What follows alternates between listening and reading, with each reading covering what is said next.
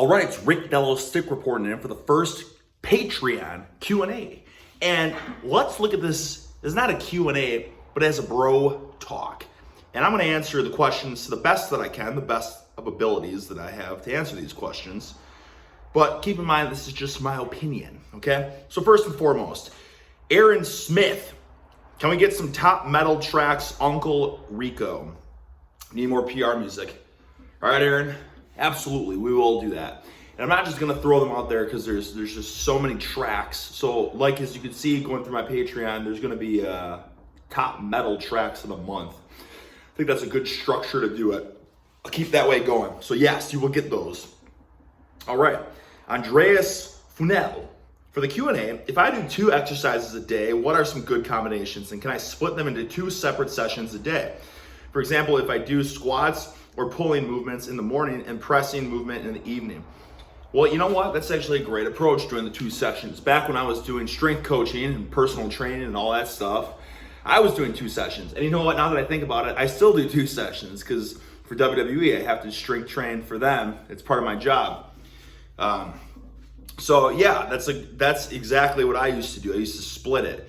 The only difference is I wouldn't do 2 strength sessions a day. Like I wouldn't focus for pure strength with a squat in the morning and then a maxing or pure strength on a pulling movement the next day.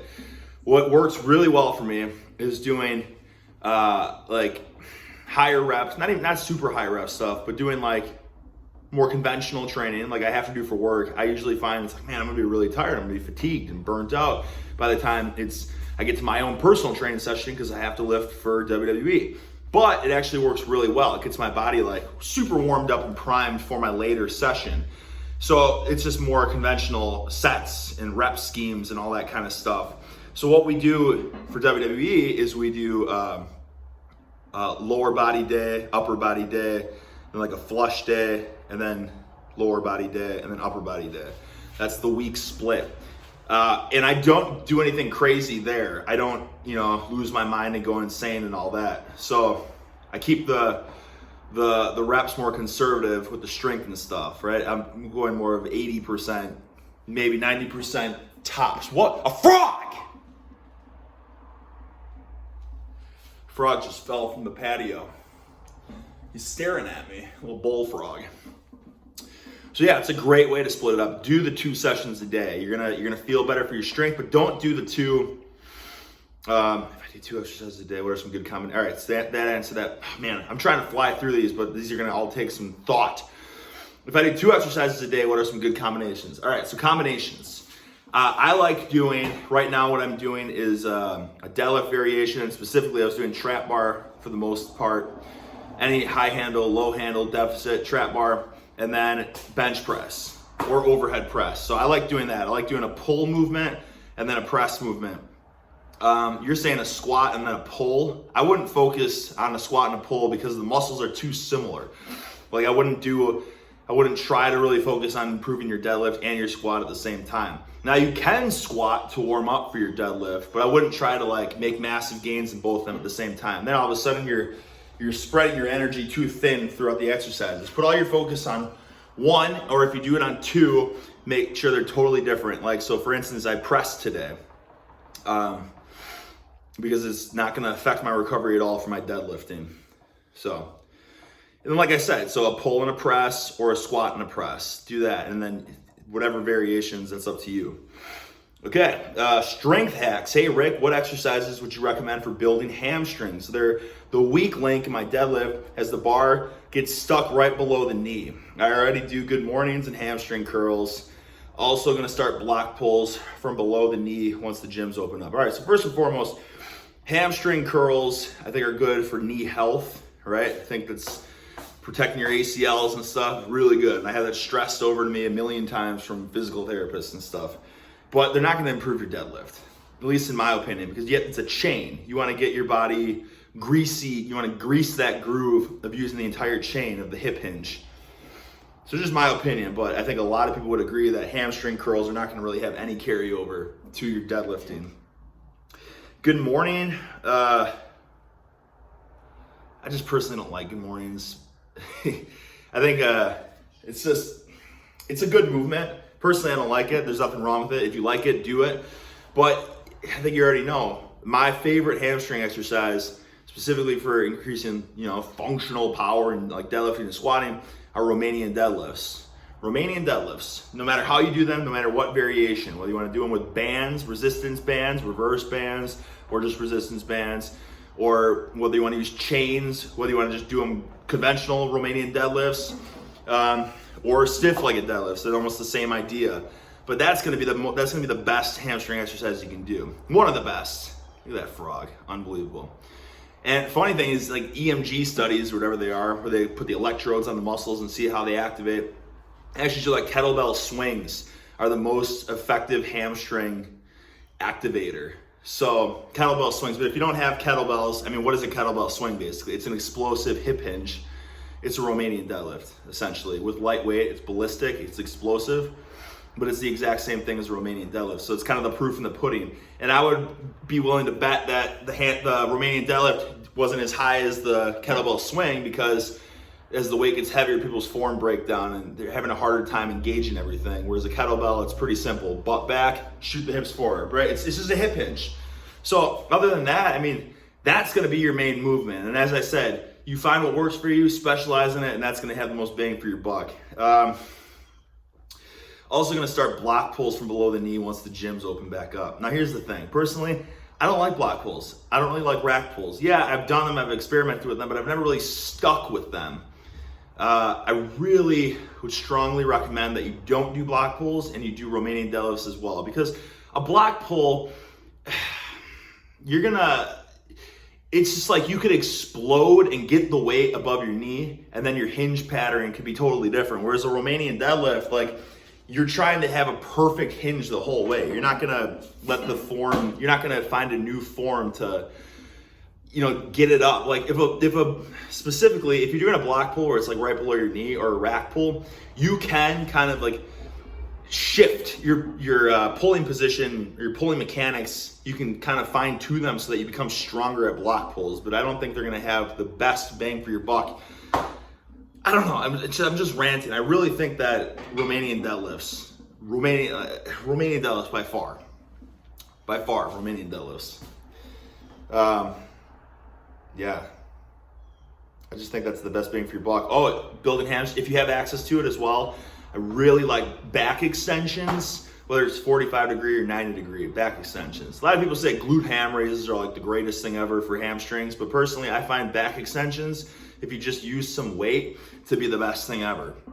Because essentially, again, it's just like a Romanian deadlift. I think a Romanian deadlift trumps it, because now you're working your grip, you're working your upper back and your lats, and you're bracing and your core and all that kind of good stuff that's you need for total body power.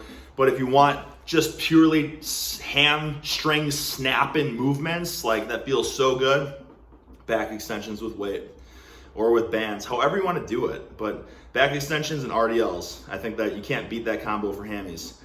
All right, this is, let's see here. What the frick? All right, come on, I'm running out of time. Can we get some top metal tracks? Okay. Next one, Jay, I'm loving these vids and tidbits. They're part of my daily routine. We'll appreciate it, Jay. Austin Griffin, for Q&A, is there any core tidbits that would help newer lifters that are considering trying Bulgarian light? Do you credit your physique to this style? Any core tidbits that would help new lifters that are considering trying Bulgarian light? Yeah, I mean, the core tidbit would be don't go crazy with it, but just start it out, see how it feels like. First of all, pick movements that you aren't very comfortable with. Like for instance, if you start with a bench press, you're gonna, if you probably you've been benching a lot, so it's gonna, like you probably already have your mechanics down for a bench. But if you like squat or something, you're like, I don't know, like it feels good, but it's just like, I feel like, I don't know, it's not 100% comfortable with it yet. Or sumo deadlift, or conventional deadlift, behind the back deadlift, Jefferson, I don't know, anything. I would just give that a shot first, so that you aren't able to, like your nervous system has a lot of adapting to do, And then you start to figure out how you recover personally on a day-to-day basis, as opposed to you're doing a movement that you've already kind of mastered to a degree, and you're gonna have a harder time recovering because you've optimized it already. You've optimized your leverages, your movement patterns and all that. So you're gonna move the most weight that your muscles and nervous system can already. Whereas if it's, what could be a good example? A deficit trap bar deadlift. Well, day one, you're kind of, all right, I've never done this before. Oh, this feels pretty good. And that's tough. And then day two, okay, you're starting to feel a little better. Day three, and then after a couple weeks, boom, now you're locked in. But at the same time, your whole body is still getting the stimulus. It doesn't matter if it's 100% of your peak potential, or if it was 80%, then it was 85%, or if it was 90%, even if it felt like 100% the whole time, right? It's just, I always say movements are like sports. They're like skills themselves.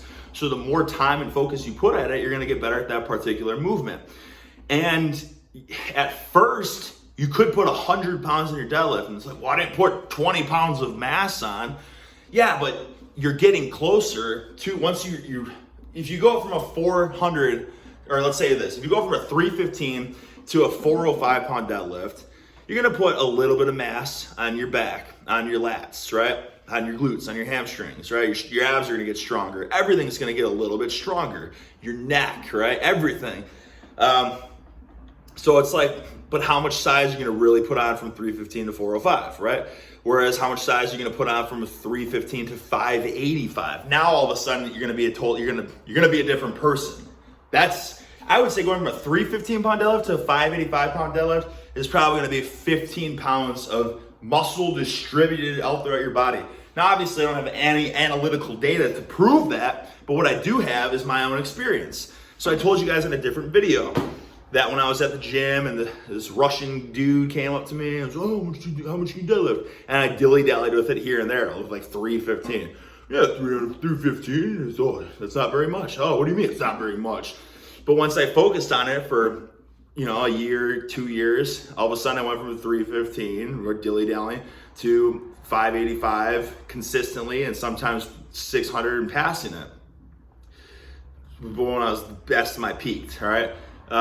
But that literally took me from 220 pounds to 230, 235. And that's the only thing I changed in my training. So yeah, I would credit that. Now a lot of people would say, well, he did, like they're talking about me. Like I've seen a lot of arguments, like he didn't build his physique with, Bulgarian, whatever. He did bodybuilding stuff. He's admitted this. Well, first of all, when I did bodybuilding stuff, yeah, I did do bodybuilding stuff, like start training bro splits from when I was like 11 to 22. But actually 11 to 18, because when I was 18, I was in University of Wisconsin Division I athletics program, and then I had to start doing push-pull legs type program, or upper lower body, I think it was, something like that. So I was a string bean, basically. It might have been because I was cutting weight, I was doing cardio and wrestling and all that, but it wasn't until I started lifting the way I was that I'm just thicker. I don't have to try to hold the mass that I had, whereas back when I first started lifting heavy, how this video is gonna end, gosh dang it. All right, we're gonna wrap this up, but I have so many more questions. If I wasn't stuffing my face and all that, like with pizza and chocolate milk and all that when I was 20, 22, 23, I would lose that weight so easily. But now without trying, like if I feel stringy and light and emaciated at like 235. Right? And what has changed? And people could say, well, that's not very much gains in that, 10 years. But we're not talking about sarcoplasmic hypertrophy with glycogen and water retention. We're talking about if I can be dehydrated and not eat and stuff, it's just thick, dense, real muscle. It's not just, creatine weight, for instance. All right, so I'm gonna get on to the next question. I gotta restart a new video here.